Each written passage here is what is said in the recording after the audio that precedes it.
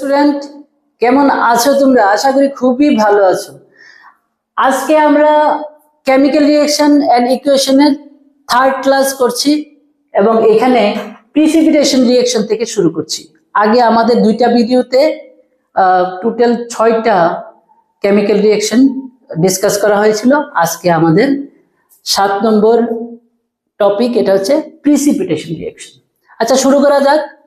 এটা হচ্ছে একটা chemical reaction in which two aqueous solution of soluble salt, এই জায়গাটা আমি একটু মার্ক করছি।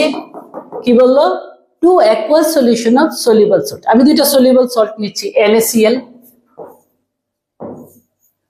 প্লাস soluble salt বলতে যে সল্টটা জলে দ্রবীভূত হয়ে যায়, জলে মিশে যায়, ঠিক আছে? soluble salt NaCl, আর একটা নিচ্ছি কি silver nitrate. To aqueous solution of soluble salt, soluble salt এর কি নিলে? জলীয় দ্রবণ নিলে, তখন তারা যদি রিয়েক্ট উইথ ইচ আদার, একে অপরের সাথে রিঅ্যাকশন করে to form A insoluble salt, এটা কিন্তু যেটা প্রডিউস হবে এটা ইনসলিউবল হবে, মানে জলের সাথে মিশবে না। তখন যেটা নাকি precipitates out of the solution is called precipitation reaction. কি হলো ব্যাপারটা তাহলে? দুইটা তো সলিউবল সল্টের অ্যাকোয়াস সলিউশনই নিয়েছিলাম, দুইটা কি সলিউবল সল্ট ছিল যেটা নাকি জলের সাথে মিশে যেত। তারা যদি রিঅ্যাকশন করে, যদি কোনো ইনসলিউবল সল্ট প্রডিউস করে, যেটা প্রিসিপিটেট হয়ে যায়, যেটা নিচে অধক্ষেপ করে যায়, ওইটাকে কি বলা হবে? Precipitation reaction. ঠিক আছে, এটাকে বলা হবে প্রিসিপিটেশন রিঅ্যাকশন। যেমন এক্সাম্পল হিসেবে নিয়েছি সোডিয়াম ক্লোরাইড, এটা কি সলিউবল সল্ট, সিলভার নাইট্রেট এটাও সলিউবল সল্ট। এখন যেটা প্রডিউস হলো NaNO3, আর এটা কি হবে? AgCl। AgCl এটাই কিন্তু প্রিসিপিটেট হয়ে যায়, এটাই প্রিসিপিটেট হয়ে যায়, আর বাকি কি থাকবে? NaNO3। দেখো বুঝে শুনি।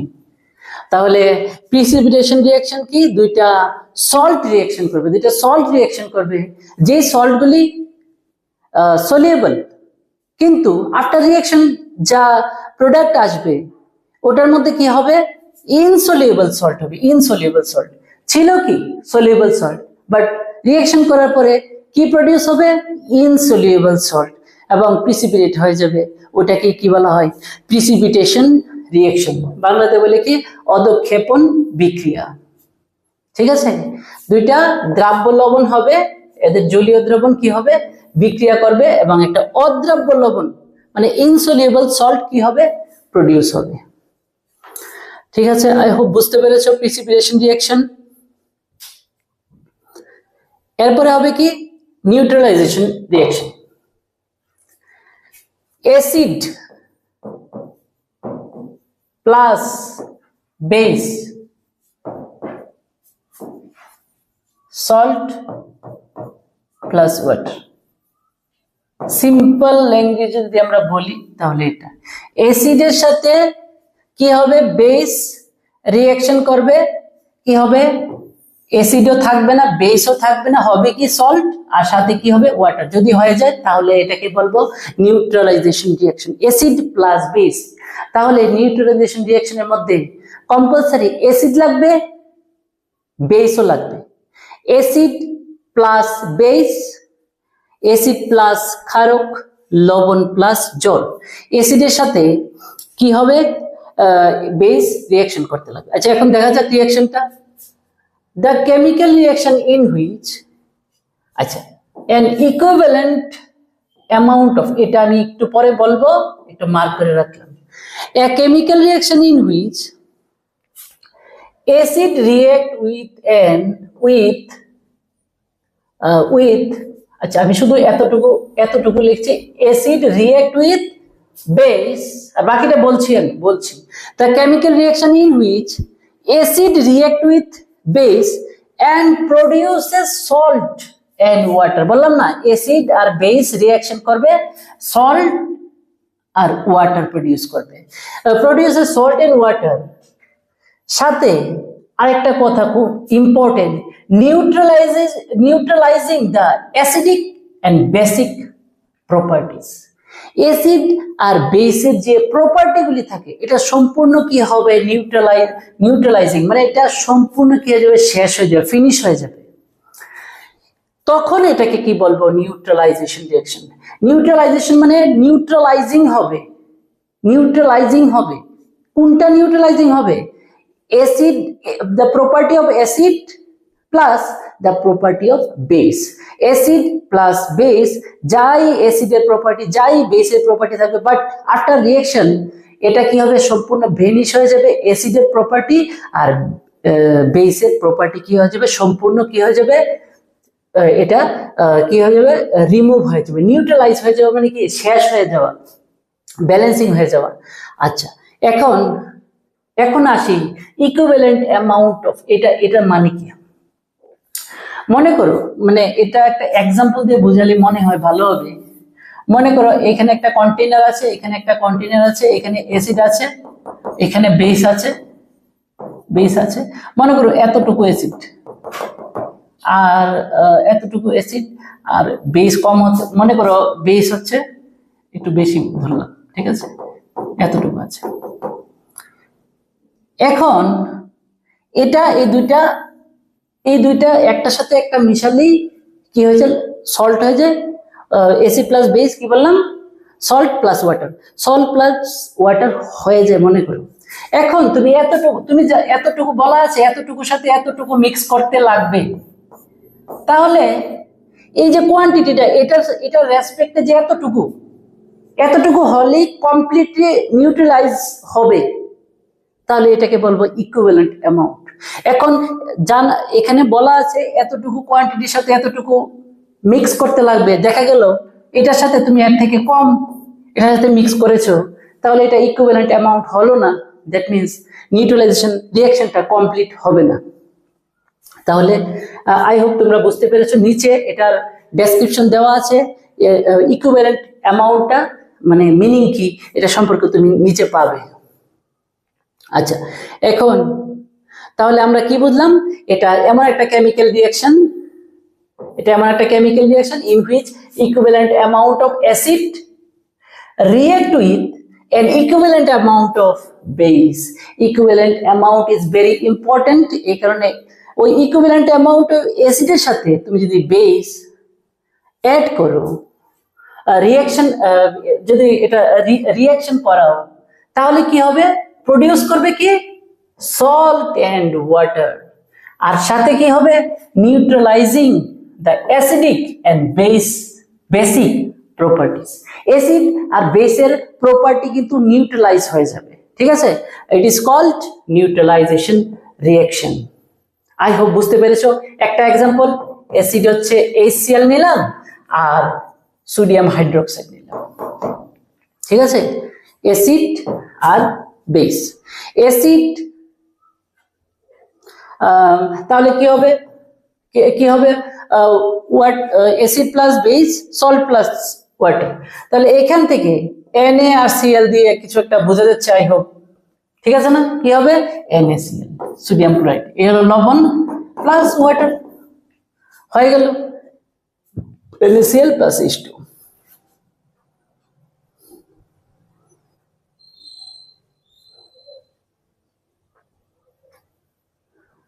আচ্ছা, এই যে বলেছিলাম, the amount of acid that can completely react with a base and neutralize its basic properties, and similarly the amount of base that can completely neutralize the acidic properties of an acid is called the equivalent amount. আচ্ছা, এটা মানে আর বেশি ডেপথে যায় না। এরপর হচ্ছে redox reaction. What is redox reaction? H2S plus Cl2, এটা হবে S plus 2H।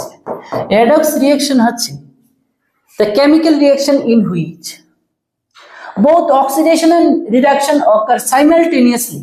Oxidation and reduction occurs simultaneously. জারণ বিজারণ দুটোটি একই সাথে ঘটে, সেটাই কি বলা হয়, অক্সিডেশন আরে রেডক্স রিঅ্যাকশন, ঠিক আছে। এটা হচ্ছে কেমিক্যাল রিঅ্যাকশন যেখানে both oxidation and reduction occur simultaneously. Oxidation হবে, জারণ হবে, বিজারণ হবে। Oxidation reduction occur simultaneously is called redox reaction, oxidation reduction reaction.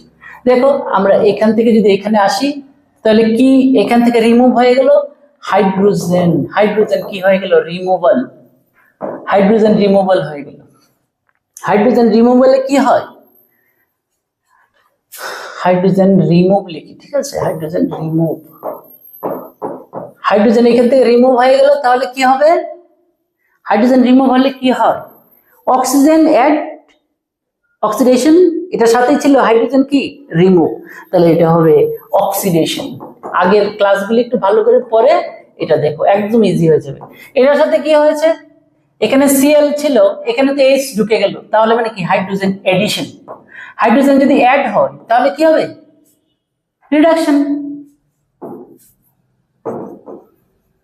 Reduction, তাহলে এটা হয়ে গেল রেডক্স রিঅ্যাকশন। তাহলে the chemical reaction in which both oxidation and reduction occur simultaneously is called redox reaction.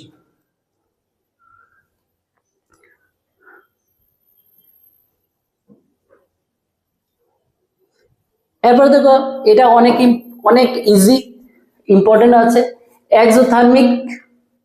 exothermic reaction, যে chemical রিঅ্যাকশনে the chemical reaction in which heat is released are called exothermic reaction or heat producing reaction. কিছু কিছু chemical reaction আছে যেখানে কি hit produce হয়, hit release হয়। যেমন calcium oxide, বাড়ির মধ্যে যদি পান খেয়ে থাকে কেউ, দেখো বেশি এক্সপেরিমেন্ট করতে গিয়ে আবার হাতটা মানে প্রবলেম করবে না। যদি চুন আনা হয়, চুন আনে বাড়িতে, যদি চুন থাকে একটা বাটিতে নিয়ে এটার মধ্যে জল দিয়ে দেবে, দেখবে এখানে হিট প্রডিউস হয়।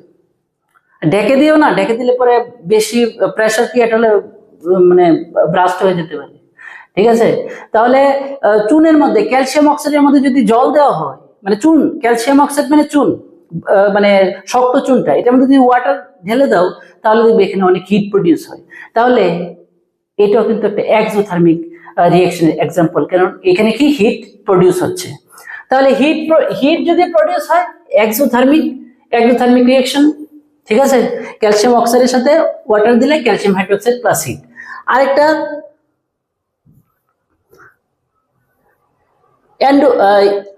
Endothermic reaction. তাহলে বুঝে গেছো, আই থিঙ্ক, না পড়ালে বুঝে যাবে। এটা একটা যদি হিট রিলিজ হয়, একটা কি হবে? হিট অ্যাবজর্ব হবে। হিট যদি অ্যাবজর্ব হয় তাহলে এটা হবে endothermic reaction. the chemical reaction in which heat is absorbed, ওটা কি ছিল? Release. heat is absorbed are called endothermic reaction or heat absorbing reaction.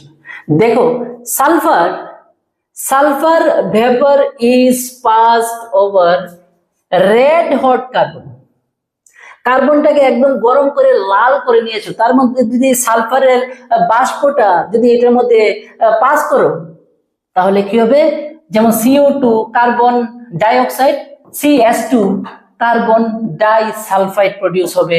আর সাথে কি 23 কিলো ক্যালোরি, 20,000 ক্যালোরি কি হবে? হিট অ্যাবজর্ব হয়ে যাবে। এত মানে হিট অ্যাবজর্ব হয়ে যাবে মানে কি এখানে কোল্ডনেস হয়ে যাবে একদম, ঠিক আছে না। হিটটা অ্যাবজর্ব হয়ে গেলে কি হবে? ঠান্ডা হয়ে যাবে না। তাহলে এখানে যদি সালফার ভেপর যদি তুমি রেড হট কার্বনের মধ্যে দিয়ে, মানে কার্বনটা অনেক গরম করে যদি এটার মধ্যে সালফারের বাষ্প যদি পরিচালনা করো তাহলে কি হবে? কার্বন ডাইসালফাইড প্রডিউস হবে এবং সাথে 23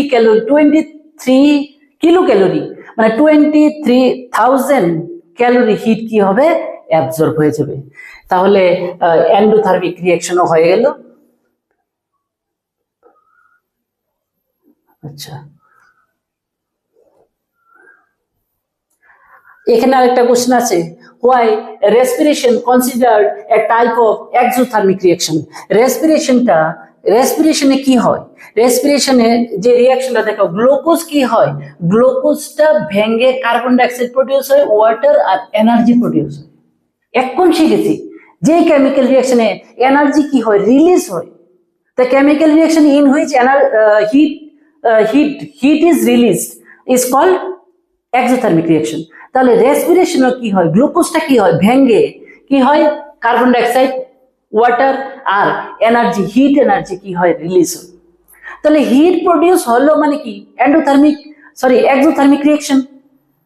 কারণ গ্লুকোজ কি হয়, আমাদের শ্বসন প্রক্রিয়া কি হয়, আমরা যে শ্বসন প্রক্রিয়া আমাদের প্রত্যেকটা মানে আমার হিউম্যান বডির যে সেল আছে, সেলের মধ্যে কি হয়, এই গ্লুকোজটা কি হয়ে যায়, এটা অক্সিজেনের সহায়তা এটা কি ভেঙে যায়, ভেঙে কি হয়, আমরা নাক দিয়ে কি ছাড়ছি, কার্বন ডাইঅক্সাইড আর মানে জলীয় অংশ বের হয়, আর সাথে কি হয়, হিট।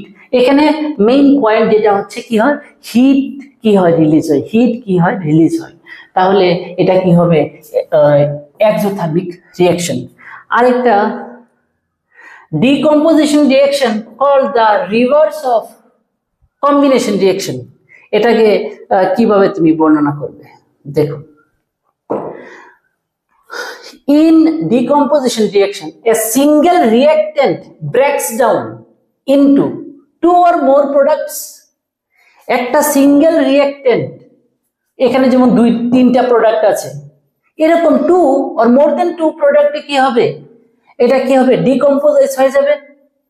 কিন্তু কম্বিনেশনে কি হবে, 2টা বা তার বেশি, এটা কি হবে, কম্বাইন হয়ে একটা প্রোডাক্ট তুমি পাবে। তাহলে একটা কি হচ্ছে ব্রেকডাউন হয়ে যাচ্ছে, আরেকটা 2টা মিলে, 2টা কম্বাইন হয়ে একটা প্রোডাক্ট তৈরি হচ্ছে। তাহলে আমরা বলতে পারি it is clear that decomposition reaction is opposite to the combination reaction. এখানে কি, ইন ডিকম্পোজিশন রিঅ্যাকশন একটা সিঙ্গেল রিঅ্যাক্টেন্ট কি হয়ে যায়, ব্রেকডাউন হয়ে যায় 2 or more প্রোডাক্টে। আর কম্বিনেশনে কি হয়, 2 or more রিঅ্যাক্টেন্ট, এখানে যেমন 2টা কি হয়ে যায়, একটা সিঙ্গেল প্রোডাক্ট তৈরি হয়। তাহলে এটা একটা আরেকটার কি হবে, অপোজিট। এটা ক্লিয়ারলি আমরা বুঝে গেলাম। রেসপিরেশন এখন বুঝলাম না, এটা ডাবল হয়ে গেছে। আচ্ছা, এটা ডাবল হয়ে গেছে, ঠিক আছে। আমরা এখানে এই ক্লাসে 3টা ক্লাসে আমরা এখানে যা ছিল, যেমন কম্বিনেশন হলো, ডিকম্পোজিশন হলো, ডিসপ্লেসমেন্ট হলো, ডাবল ডিসপ্লেসমেন্ট হলো, এটা ফার্স্ট ক্লাসে আমি এতটুকু করিয়েছিলাম। সেকেন্ড ক্লাসে করেছিলাম অক্সিডেশন, রিডাকশন। আর আজকের ক্লাসে নিউট্রালাইজেশন রিঅ্যাকশন, প্রিসিপিটেশন, তারপরে রেডক্স রিঅ্যাকশন, এক্সোথার্মিক, এন্ডোথার্মিক হলো, রেসপিরেশন হলো, combination is opposite to the, এতটুকু পর্যন্ত হলো। এখন ইট ইজ ভেরি ইম্পর্টেন্ট যে আমরা এই যে কোনটা অক্সিডাইজ হয়েছে, কোনটা রিডিউসড হয়েছে, এই আর ব্যালেন্সিং। তো নেক্সট ক্লাসে ব্যালেন্সিং এর জন্য একটা ক্লাস থাকবে, আর কোনটা অক্সিডাইজ হয়েছে, কোনটা রিডাকশন হয়েছে, কোনটার অক্সিডেশন হয়েছে, কোনটা রিডাকশন হয়েছে, এগুলি দেখবো। আর কিছু এটা মোটামুটি আমার মনে হচ্ছে আরো 3টা ক্লাস আরো লাগবে, কারণ ব্যালেন্সিং এর জন্য একটা, অক্সিডেশন রিডাকশনের মানে এক্সাম্পলের জন্য একটা, আর এক্সট্রা আরেকটা ক্লাস, আরো 3টা ক্লাস লাগবে। আই হোপ তোমরা নেক্সট ক্লাস, মনে করো 3 নম্বর ক্লাস দেখছো, তাহলে অবশ্যই 2 নম্বর ক্লাস, 1 নম্বর ক্লাস দেখে 3 নম্বর ক্লাসটা দেখবে, কারণ একটার সাথে একটা লিঙ্কও থাকতে পারে, অনেক সময় নাও থাকতে পারে, আবার থাকতেও পারে, ঠিক আছে। তবে সবগুলি ক্লাস দেখার পরে কিন্তু এখন আমরা বাকি ক্লাসগুলি কিন্তু ওইটার সাথে কানেক্টিভিটি নিশ্চয়ই থাকবে। Thank you very much for watching my video.